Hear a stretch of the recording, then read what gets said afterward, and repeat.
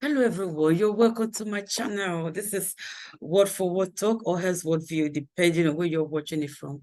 Thank you for joining me today. Please, if you have not subscribed to my channel, please do subscribe to my channel, like, and click the notification button so that when we're on, you will be notified. Wow, was your day, or how is your day going, depending on where you are in the globe. Thank you for joining me. I'm so thankful. I have just a short story I want to talk about. It's about the lady called Carly Russell, who went missing. Who reported that she saw a little child on the highway. She called the 911 and wanted to let them know that she found the child alone on the highway. And then the police department was sent to that particular place. At the time they got there, she was gone.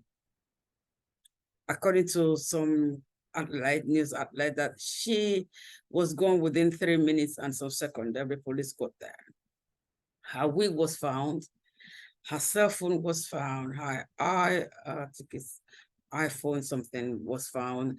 The food she ordered that she went to pick up was still in the car. Nothing was taken from the car, her purse, everything. Nothing was taken from the car, but she was missing. Then 48 hours later, she came home. And then she came home and walked in, not with her car. She walked to home. Nobody knew how she got to where she got to be able to walk home. She walked home and then went to the hospital. Maybe for observation, whatever, but we find out that according to her, she was not abused in any way. She was blindfolded at a point. I mean, you're going to listen to the video yourself and let me know what you think. What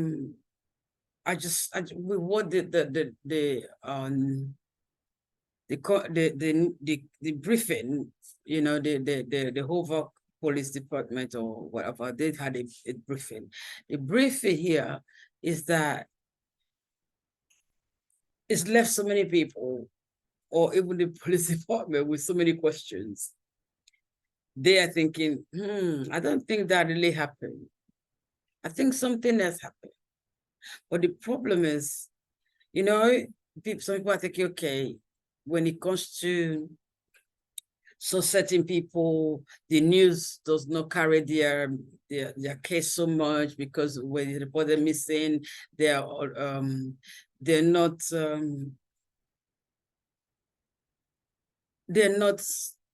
the situation is not followed with so much attention. Yeah, much attention is not given time. But this one got attention, you know, locally, nationally, everywhere.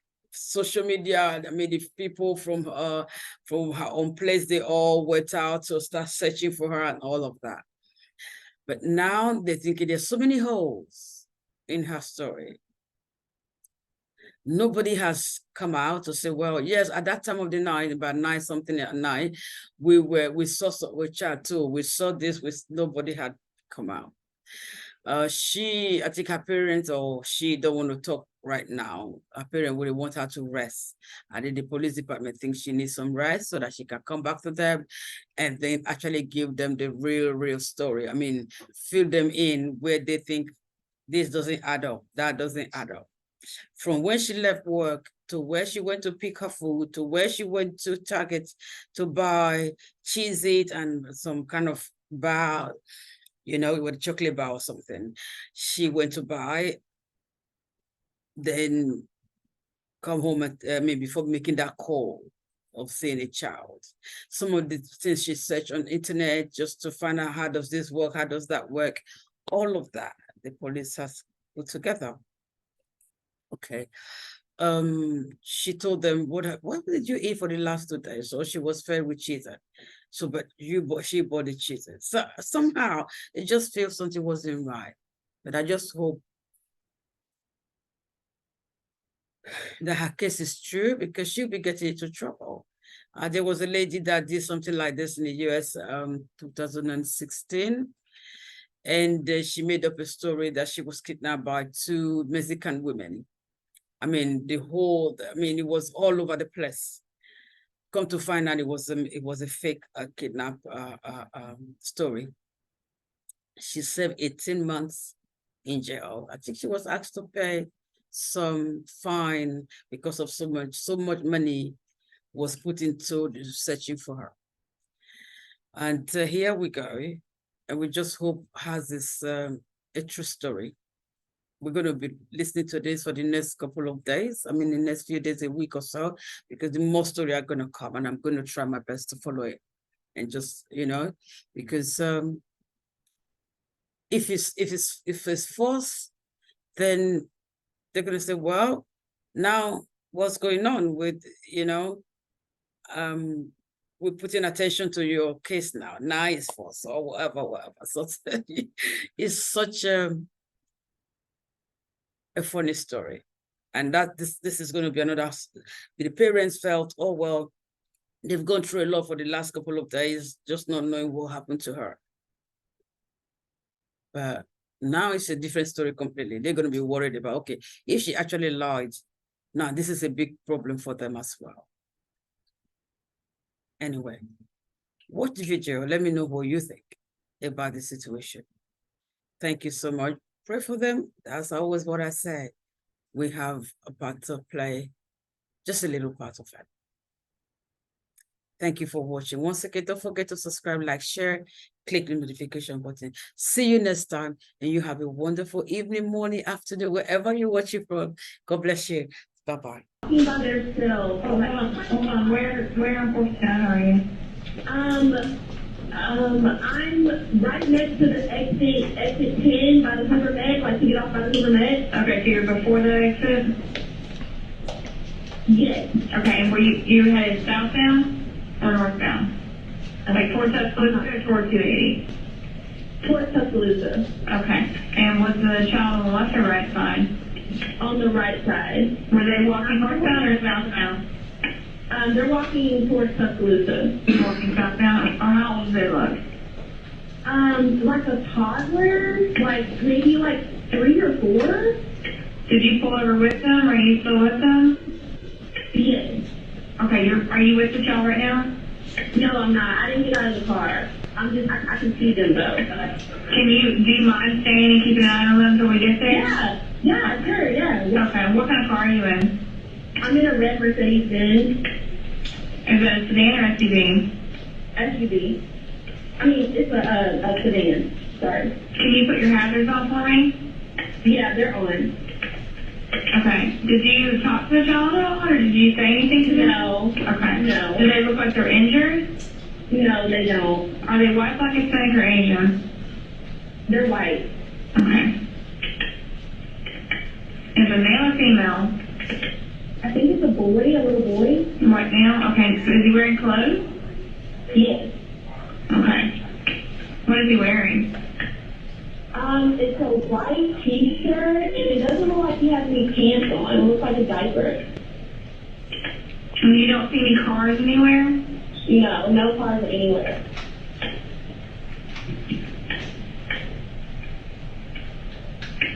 Okay. My name is Carly Russell. And you don't see any injuries on the child from where you're at, correct? No, but I can't really see them that good. Okay, try to keep an eye on them for the best that you can, because I don't want you to lose track of them. Okay. All right, and do they have shoes on? No. Not that I can see. I can't really see that one. Okay. All right. I've got them on the way, okay? Just try to keep an eye on them, but the officers are on the way, okay? Okay, thanks. Thank you. Okay, bye. Carly called a relative after speaking with the 911 operator. She went missing during that conversation sometime after 9:36 p.m. Traffic camera footage was obtained which depicted this portion of the incident, and that footage was analyzed as part of the investigation in conjunction with the 911 call and cell phone data to accurately determine the time frame. Carly's 911 call remains the only report of a child on the interstate, despite numerous vehicles passing through the area at that time. No one has called to report that a child is missing, and the Hoover Police Department did not locate any evidence of a small child walking down the interstate. Data from Carly's phone, including her Life 360 app, shows that she traveled approximately 600 yards in her vehicle while she was on the phone with 911, stating that she was following a child. 600 yards.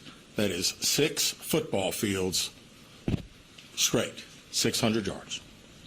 The Hoover 911 Center received a second call from Carly's mother stating that a relative was on the phone with her when they heard Carly scream, and then they had an open phone line. Hoover police officers arrived on the scene within 5 minutes of being dispatched, and several other officers arrived shortly. They located Carly's wig and cell phone in the grass near the vehicle.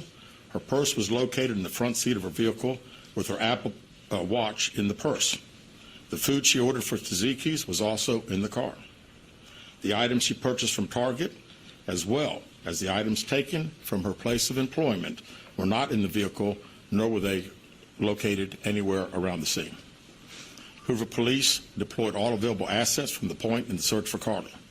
Additional resources were called in to include our own drone unit, crime scene investigators. Numerous detectives responded to the scene.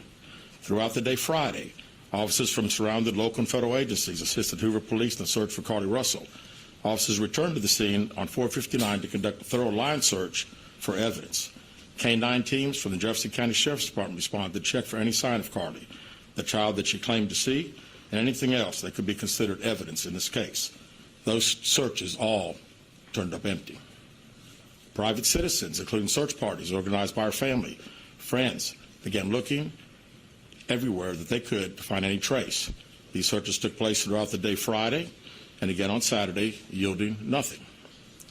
At 10:44 p.m. on July 15th, the Hoover 911 Center receives a call from Carly's residence stating that she returned home on foot. In subsequent investigations, detectives obtained surveillance footage of Carly walking down the sidewalk alone prior to arrival at her residence. She was conscious and speaking with paramedics when she was transported to UAB. Detectives were able to obtain a brief statement from her prior to being treated and released. During the statement, she told detectives that while traveling down the interstate, she saw a baby walking down the side of the road and called 911. She stated when she got out of her vehicle to check on the child, a man came out of the trees and mumbled that he was checking on the baby. She claimed that the man then picked her up and she screamed. She stated he then made her go over a fence. She claims he then forced her into a car, and the next thing she remembers is being in the trailer of an 18-wheeler. She stated that the male was with a female. However, she never saw the female, only hearing her voice. She also told detectives she could hear a baby crying. She told detectives the male had orange hair with a big bald spot on the back. She said she was able to escape the 18-wheeler and fled on foot, only to be captured again and then was put in a car. She claimed she was then blindfolded but was not tied up because the captor said they did not want to leave impressions on her wrists. She said that they took her into a house and made her get undressed. She believes they took pictures of her, but she does not remember them having any physical or sexual contact. She stated the next day she woke up and was fed cheese crackers by the female. She said the woman also played with her hair, but could not remember anything else. At some point, she was put back in a vehicle she claims was able to escape while it was in the West Hoover area. She told detectives she ran through lots of woods until she came out near her residence. During this interview, detectives noted that Carly had a small injury to her lip, and she claimed that her head was hurting. She also had a tear in her shirt. Detectives also noted that she had $107 cash in her right sock. Out of respect for Carly and her family, detectives did not press for additional information in this interview and made plans to speak with her in detail after giving her time to rest. Detectives continue analyzing data from Carly's cell phone that was left behind at the scene. We enlisted the help of the United States Secret Service in conducting this analysis. Part of what data included several internet searches in the days leading up to her disappearance that I think are very relevant to this case. On July 11th at 7:30 a.m., the term, "You have to pay for an Amber Alert," was searched. On July 13th at 1:03 a.m., the day of her disappearance, the term, "How to take money from a register without being caught," was searched. On July 13th at 2:13 a.m., the day of her disappearance, the term, "Birmingham Bus Station," was searched. On July 13th, 2:35 a.m., a search for a one-way bus ticket from Birmingham to Nashville was conducted with a departure date of July 13th. On July 13th at 12:10 p.m., a search for the movie Taken, a film about abduction, was conducted. There were 2 searches related to Amber Alerts on a computer at Carly's place of employment, including one regarding the maximum age of an Amber Alert. There were other searches on Carly's phone that appeared to shed some light on her mindset, but out of respect for her privacy, we will not be releasing the content of those searches at this time. We've asked to interview Carly a second time, but have not been granted that request. As you can see, there are many questions left to be answered, but only Carly can provide those answers. What we can say is that we've been unable to verify most of Carly's initial statement made to investigators, and we have no reason to believe that there is a threat to the public safety related to this particular case. Thank you very much. With that, we'll open the floor for some questions. Please raise your hand and I'll call on you. Carol. Chief, do you expect any charges against Carly Russell in connection with the disappearance and in connection with what was taken from the Woodhouse spa? Right now, our focus is to determine those 49 hours, so the investigation continues. So to be perfectly honest with you, that hasn't even entered our mind or been discussed. One more question. Is it surprising to you that the family has not been cooperative in returning to be questioned? Well, I think the family has stated to us that they didn't think that in her mental state right now, because of trauma of the incident, that she's not ready to talk, is what we've been told. Go ahead, sir. Yeah, question for Chief. You stated that the abductor had orange hair. Was this abductor black male? Was it female? Black female? White female? I believe it's a white male. Am I correct by saying that? Was it ever? Yeah, white male. Is this alleged abductor yet on loose in the Hoover area? Don't believe so. Yes, ma'am. Chief Brittany Jones, WDRC. Has a toxicology report been done, and were any drugs or illegal substances found in her system? We have no report of that. Is any indication of mental illness in this case? Not that I'm aware of. Lisa. There's been a concern in the community that if this turned out not to be a true story, that the next time a young woman of color was missing, that it might not be taken seriously. How would you respond to that? I'd respond to say that we investigate every crime to the fullest, just like we have this one. Right here. Was she traveling with anyone since, excuse me, was she traveling with anyone since the time she disappeared, to your knowledge? And not to my knowledge. Chief, I know you said you weren't able to verify a lot of aspects of the story. Where do you think she went, and how would you characterize what happened here?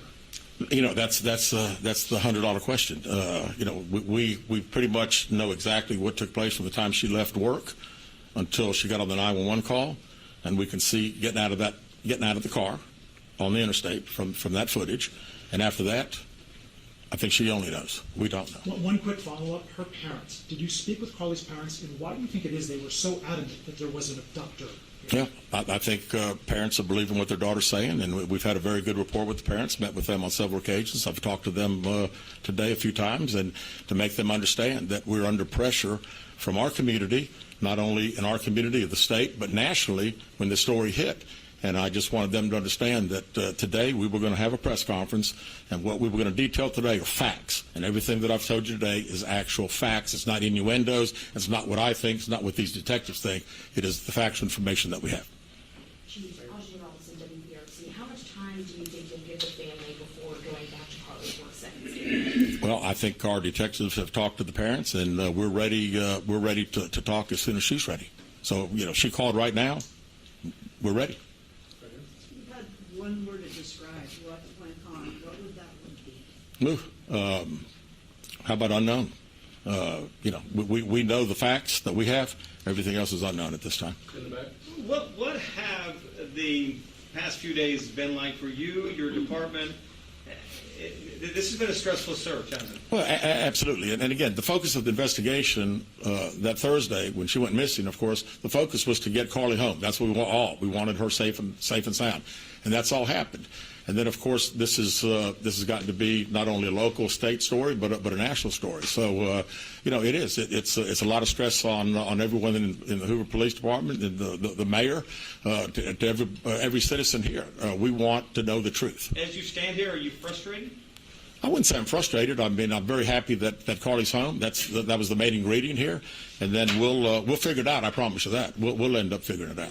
Any idea about the number of manpower hours or the expense of the drones and all the rest of the search that might have cost the city and the state and the federal government? Yeah, we haven't had time to consider that, but it's again, these detectives that are here.